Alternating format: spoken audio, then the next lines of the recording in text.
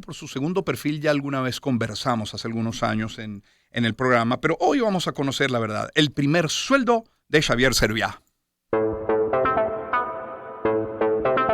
Moneda en retrospectiva. Mi primer sueldo. Con Román Losinski. Y como les decía, con Xavier Serviá, quien tiene la gentileza de acompañarnos a esta hora. Xavier, muy buen día, ¿cómo estás? ¿Cómo te va? Román, un gusto estar contigo y gracias por darme la oportunidad de hablarle a tu gente en Venezuela. Y ya vamos a hablar, por cierto, de tu próxima visita al país 7 de mayo. Pero antes, sí, como suele comenzar esta sección, Xavier, ¿cuándo fue la primera vez que tuviste dinero en tus manos? Y no estamos hablando de un pago formal, digamos, de un primer sueldo formal. La primera vez que tuviste dinero, ¿cómo vino y por qué? Mira, que recuerde, tendría a lo mejor 5 o 6 años, me habían regalado una caja, recuerdo, verde, de plástico para lavar, para limpiar zapatos. Y me fui a limpiar zapatos, era como, viste, como un negocio, digamos. Entonces me fui por el barrio a limpiar zapatos, y entonces ahí ganaba moneda. Era más una aventura, una forma que me estaban entrenando, viste, al trabajo, a producir. Yo te diría que esa fue recuerdo así, también, bueno, los regalos en Navidad, recuerdo mi tía, todos los años nos regalaba $10, en aquel entonces eran $10, hoy sería mucho más por la inflación. Y entonces, esos son los recuerdos que tengo, pero bueno, ya los grandes eran cuando empezaba a menudo, que eran los cheques Claro, mayores. ya vamos a llegar a menú, pero después esa economía de la limpieza de zapatos se diversificó. De pronto hubo, no sé, lavar un carro, ordenar el cuarto, qué sé yo, algo más. Bueno, lo que pasa es que en mi casa había que hacerlo porque esa era una responsabilidad, o sea, había que trabajar, había que cooperar, ese era el trabajo en equipo. Primero, como cuando estaba mi padre, todos los sábados había que trabajar en el jardín, o sea, había que cuidar todo. Nosotros éramos 5 hermanos, mi padre era arquitecto, nosotros construimos una piscina nosotros mismos. Y ¡Wow! yo tendría 5 o 6 años y había que construir la piscina. Claro, el que llevó la responsabilidad más grande fue mi hermano mayor porque era más fuerte, era más grande, pero todos trabajábamos. Todos los sábados había que salir a trabajar al campo, o sea, a nuestro patio, Sí. digamos. Imagínate tú, un padre arquitecto tenía que estar todo perfecto. Ya después, cuando mis padres se divorcian, mi mamá pues también era muy fuerte y había que sacar la basura, había que mantener el cuarto limpio, había que ayudar a limpiar la casa, había que limpiar los carros, o sea, en mi casa había que trabajar, Estamos hablando de una familia de clase media que estaban, clase media. sí, no estaban holgados, pero tampoco estaban Clase justos. media alta. Ok, Era clase ok, media alta con mi padre. ok. Después, cuando mi padre se va, pues lógico, cae el ingreso completamente. Entonces ahí pasamos a un periodo de vaca flaca, digamos, complicado. Afortunadamente, mi madre, pues, lógico, imagínate, con 5 hijos, Pero puede que esta gente toque la ayudó. lo personal, Xavier, pero es que el divorcio no significa necesariamente una merma digamos, en el nivel Sí, socioeconómico. Es sí, que no, papá se es que desentendió. mi papá, ahí donde viene el tema. Claro. Mi padre se Mm, desentendió completamente. Hubo todo un conflicto. Todo esto yo me entero sí, claro, después, pues yo tendría 8 o 9 años y estaba yo claro, conectado en otra cosa. claro. Pero ya viendo el caso después, sí, él se desconectó por completo. Afortunadamente, mi abuelo era un juez y era un tipo muy serio. Y a pesar de que era su hijo, se enfrentó a su hijo y le dijo que lo que estabas haciendo estaba muy mal. Y mi abuelo tomó las riendas con mi tía, que es mi madrina, que es la hermana de mi padre. Fueron muy Qué responsables y bonito. ellos decidieron ayudar a mi familia, ayudaron a mi madre. Mi madre entonces empezó con contactos que tenía, imagínate tú, una madre sola con 5 hijos, Wow. pues entonces la ayudaron, le dieron préstamos ahí comprar la primera casa, ella empieza a trabajar. Nosotros al principio, todo esto yo me entero después, Sí, por uno de mis hermanos, sí. nosotros repartíamos ropa en bicicleta porque había que subsistir, porque mi padre se va y olvídate de pasar la pensión. Eso fue todo un Uf, caso legal complicado. wow. Entonces, bueno, pero eso, como dicen que las crisis hace hombre Sí, fuerte, sí. hizo a mi madre muy fuerte, ¿Y y a entonces a ustedes? nosotros también de alguna forma, pues, bueno, nos hizo fuerte también. Y bueno, yo hoy en día te Sí. confieso que le agradezco el haber pasado esas crisis. Incluso yo en mi hijo aplico el mismo principio. He has to work porque me doy cuenta que ya como adulto no tengo miedo del trabajo, no tengo miedo de la responsabilidad, de levantarme Mm. temprano, hacer las cosas. Y eso es lo que le Mm. voy enseñando a mi hijo también. Vamos a hablar ahora de esas dos vertientes. Primero la artística y luego la que está vinculada a lo financiero. Pero antes quiero volver por un momento, a ver si me permite Xavier Servillán, nuestro invitado, a esa caja verde para limpiar zapatos. La primera vez que tuviste dinero en tu mano, producto de eso, de haber limpiado un par de zapatos, eso le cambia la vida a cualquiera. Cuando tienes dinero, producto de tu esfuerzo. Fíjate, pero hay una cosa que no era un dinero por necesidad. Claro. Era más un juego. Yo Pero lo te veía como un permitía juego. algún gusto que de pronto, bueno, Bueno, sí, dulce, claro. claro. Compraba mi chicle, mi candy, mi dulce. Entonces con ese dinero podía ir a comprar cosas, pero al final era más un juego, no era una necesidad.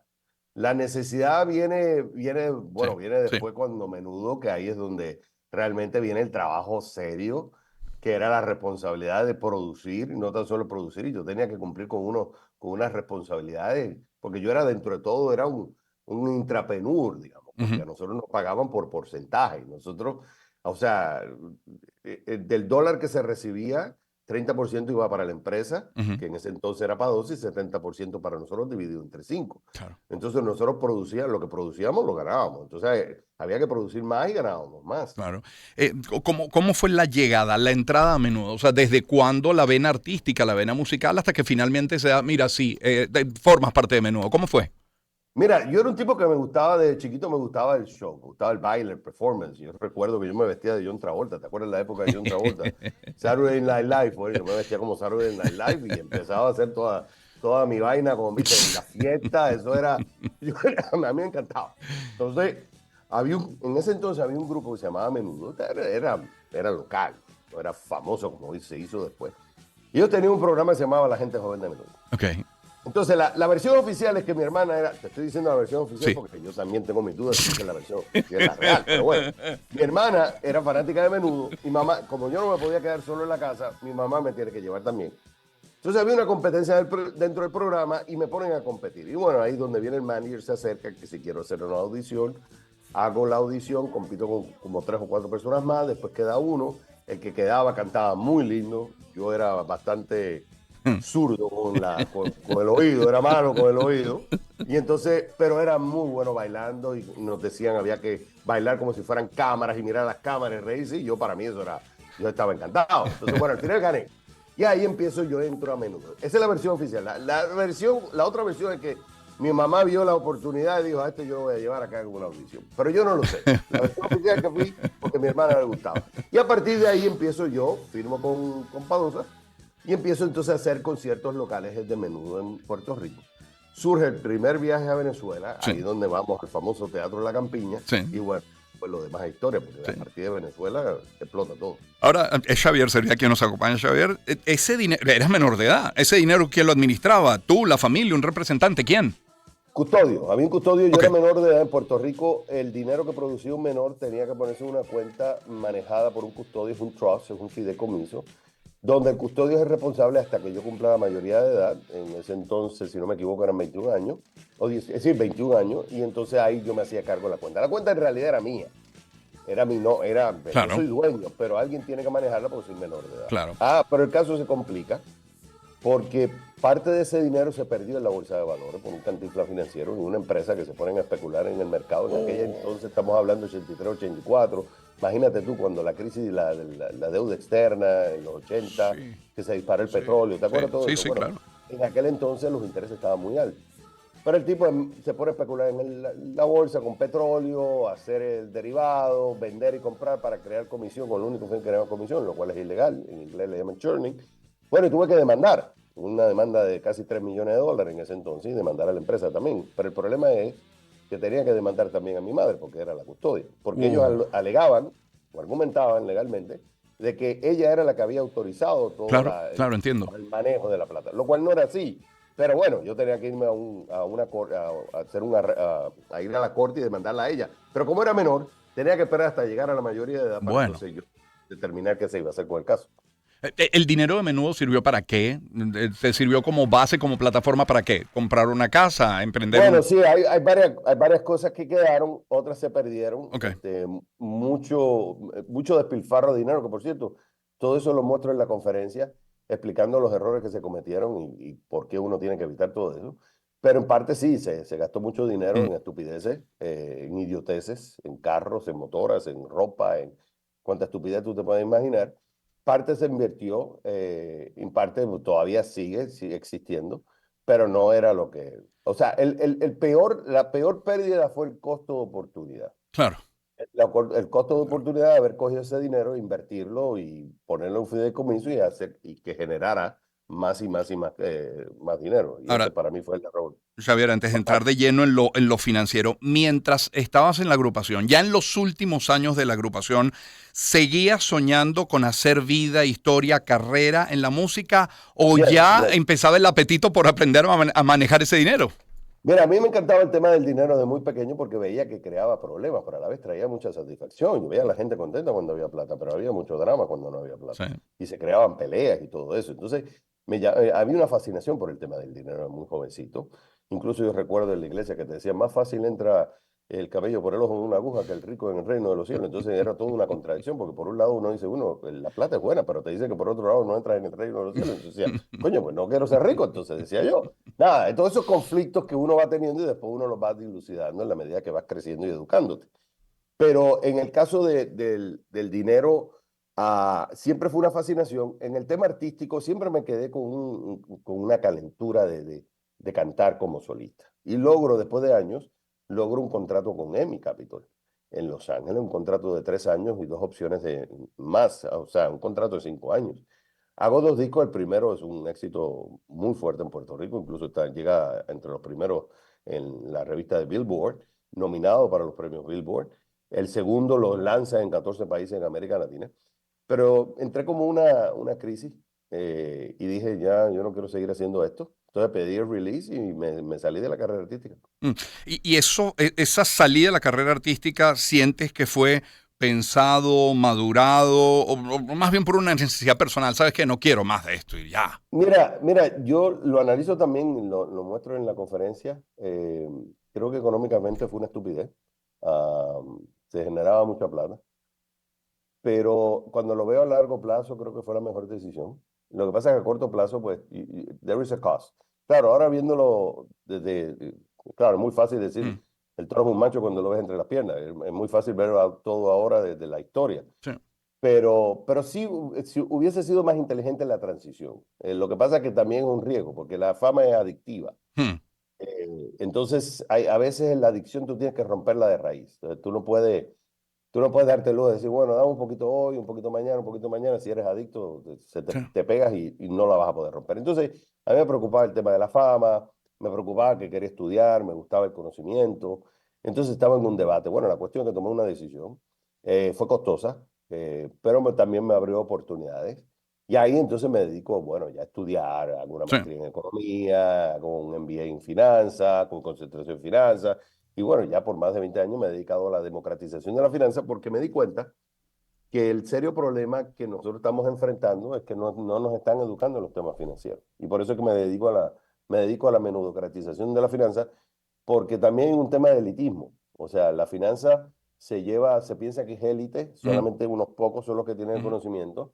No se le está llevando a la gente. Hay mucha discriminación, incluso en los medios. Hay mucha, Ujú. mucha élite de que la finanza es solamente para unos pocos. Ujú. No estamos tomando el trabajo de simplificarlo sin ser simplistas para que la gente entienda. Porque mira, vivimos en una sociedad cada vez más complicada donde el dinero y el crédito son sumamente importantes para sobrevivir. Ya no estamos como antes que en el campo te podías eh, Sí. eh, subvencionar, Sí. o sea, producías las cosas y comías. No, ahora estamos en la ciudad cada vez se usa más la moneda, se usan, viste, y ahora son transacciones digitales, es muy complejo. Sí. Entonces, el analfabetismo que tenemos financiero es muy alto. Nos educan en el tema de la historia, nos educan en el tema de las lecturas, pero ¿de qué me sirve todo eso si no sé leer un contrato de un Claro. arrendamiento, de una hipoteca o lo que fuera? Claro. Y por eso es que me he dedicado a la democratización de la finanza. Nos acompaña en este primer sueldo Xavier Serviá. Xavier, hablabas de la conferencia, repito, la fecha es 7 de mayo acá en Venezuela y me encanta el juego de palabras del título de la conferencia, El menudo cuenta. A mí me fascina el título, me parece tan bien pensado. Mira, el menudo cuenta porque hay un lema que aprendí desde muchos años, es que si tú no sabes manejar menudo, menos vas a saber manejar tus futuros Sí, millones. sí. porque la gente piensa que los problemas se resuelven teniendo más plata, y es mentira, se complican más los problemas, porque ya entonces tienes temas legales, temas morales, temas financieros, de impuestos. Entonces, a lo que quiero llegar a la gente es hay que ir a los fundamentos. Si tú tienes buenos fundamentos, es muy probable que tu riqueza aumente y establezcas una estabilidad financiera. Pero si tú no tienes fundamentos sólidos, se te va a caer. La gente puede hacer plata. O sea, al final es trabajo, es producir, es encontrar una oportunidad y acumulas. Lo que es difícil es mantenerlo. Entonces, yo lo que con el menudo cuenta lo que estoy diciendo es que si tú tienes que aprender los fundamentos para manejar poco, en la medida que vas manejando poco y vas acostumbrando tu cerebro a esa responsabilidad, esa rigurosidad de manejarlo, en la medida que se vaya complicando los escenarios, vas a estar preparado para manejar esos escenarios. Pero no pretendas que teniendo millones se va a arreglar los problemas porque al contrario, se te van a complicar más y se te va así, se te va rápido de las manos. Por eso los fundamentos son importantes y por eso el menudo. Es empezar por las bases. A Xavier Servial lo trae Evenpro. Las entradas para esa conferencia suya el 7 de mayo están a través de liberty.com.be. En las taquillas de Cinex también está. Yo me imagino que en tu teléfono, Xavier, estarán los contactos de empresarios, de ministros, de economistas, de analistas, de gente de la bolsa, pero ¿mantienes contacto también con tus compañeros de menudo? No, con menudo no. O sea, nos hemos visto 2 o 3 veces. Viste como esos compañeros de escuela, ¿te acuerdas de Sí, escuela claro. primaria que los Claro, ves y tú dices, contra, ¿te acuerdas de todas las cosas claro. que hicimos, lo que fuera? Siempre hay ese lindo, digamos, ese lindo feeling, ¿no? Sí, Ese sentimiento. sí. Pero ha sido un contacto regularmente, no. No. Y tanto en menudo como en tu trabajo ahora en finanzas y como conferencista, como escritor, ¿cuánto ha habido de, no sé, de perseverancia, de trabajo, de formación, incluso de suerte en esa fórmula de tu éxito, Xavier? Mira, yo te diría, tú sabes que a mí me encanta porque la gente, cuando tiene éxito, hay muchos padres y cada uno te dice, no, es gracias a mí, pero cuando llega el fracaso te dicen que es culpa de otro. Y a mí me gusta más hablar de los fracasos porque yo te diría que los fracasos son culpa de uno. Aunque uno no lo quiera aceptar, los fracasos son culpa de uno. Claro, es verdad que los fracasos te dan una enseñanza siempre y cuando el fracaso no te tumbe toda la casa. Porque a mí me encanta también la gente que dice, no, los fracasos son buenos, sí, siempre y cuando no te tumbe la casa, porque cuando te tumba todo, los fracasos no son nada bueno. Claro. Entonces, hay que ser muy juicioso que las decisiones que uno tome, que uno pierda, pero no pierda mucho. Entonces, el éxito, mira, el éxito es un trabajo diario. Eh, yo te lo voy a usar con una símil o una metáfora donde es una parada de guagua y tú tienes que estar en la parada de guagua. Y puede ser que la guagua o el autobús de la suerte pase o no pase. Lo importante es estar parado ahí. Yo he tenido la oportunidad de estar rodeado de gente que me ayudó en ese proceso porque no lo he hecho solo. Ujú. Es verdad que yo he trabajado duro, me he enfocado, pero también he tenido un apoyo yo tuve una pareja por 30 años que me apoyó muchísimo para lograr lo que he logrado hoy. Es ese trabajo de hormiga diario, de motivación, de perseverancia. En inglés le llaman grit o rita en español, que es esa resiliencia, Sí. esa tenacidad, pero también tienes que incentivar el cerebro, tienes que ponerle información, porque por más que tú estés motivado, necesitas conocimiento. Entonces yo te diría, conocimiento es apoyo de la gente, apoyo de gente particular muy importante que me he topado en el camino, suerte, porque no hay que sacar, o sea, uno habla de lo que ha logrado, pero uno no habla, como me decía un amigo, yo estoy parando aquí goles, lo que pasa es que nadie los ve, Ujú. pero yo soy el que estoy parando goles constantemente, lo que pasa es que la gente habla de los goles que se metieron, pero no hablan de los que se pararon. Sí. Entonces, o en baloncesto pasa lo mismo, en la defensa. Mucha gente habla del ofensivo, de lo que se metió, pero nadie te está hablando de cuántas bolas ¿Cuántos bloqueos? Claro. cuántos bloqueos hubo. Entonces, hay muchas cosas que yo he tenido la oportunidad de gente que me ha bloqueado, en el sentido de que me Sí. ha ayudado para que no me metan los goles, o suerte de que no me metan los goles porque tocó un palo. Y yo no estaba mirando para el otro lado. Entonces, son muchas cosas, es una combinación de muchos factores. Y vuelvo y te repito, mañana me puedo caer. Entonces, por eso tengo que ser muy juicioso, Claro. prudente, pero siempre con una mentalidad positiva de que quiero avanzar un poco más cada día. Xavier Serviá viene a Venezuela, lo hará el 7 de mayo. Es una conferencia llamada El Menudo Cuenta. Es una presentación de Evenpro, las entradas en Liberty y en las taquillas de Cinex. Gracias, Xavier, por este tiempo esta mañana. Román, para mí fue un placer, un gusto y espero verte personalmente cuando esté allá el mayo 7, que va a ser en el Eurobuilding. Así será, un gusto. 8:34 de la mañana, Xavier Serviá. Como saben, lo conocemos en dos facetas muy distintas, complementarias, sí, podríamos decir también, pero por una parte primero Menudo y luego a cargo de aquel programa CNN Dinero en CNN en español y luego conferencista, escritor y largo, etcétera. Son las 8:34 de la mañana.